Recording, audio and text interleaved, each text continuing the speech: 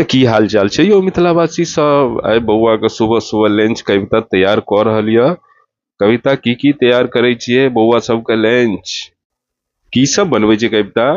रोटी भुजिया और फ्रूट में की सब देलियै ने बौआ सबके? अनार छै, सेब छै। हाँ छै, देखियो मिथिलावासी या बौआ सबके फ्रूट तैयार यऽ, अनार सेब। और हमार कविता जे छै अहाँ के रोटी बेल रहल यऽ, आलू के भुजिया और रोटी बौआ सबके लंच। बाबूजी कतऽ कतऽ जाइ छियै सुबह सुबह? पार्क जाइ छियै अच्छा, टहलै ला। फूलो तोड़ने आ पार्क सा।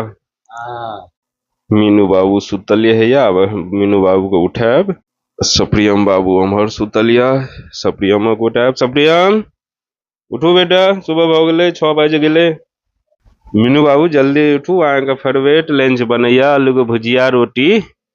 कविता जे छै हमर जल्दी जल्दी लंच तैयार करल यऽ कि मीनू बाबू के जे छै फेवरेट लंच छै आलू के भुजिया रोटी ना कविता? तो बाय बाय मिथिलावासी, मिलै छी दोसर वीडियो में। अहाँ सबके हमर वीडियो के ज्यादा से ज्यादा देखू, लाइक करू, कमेंट करू, शेयर करू और छोटे भैया समझ कर हमरा जरूर सपोर्ट करू अहाँ सब। बाय बाय मिथिलावासी।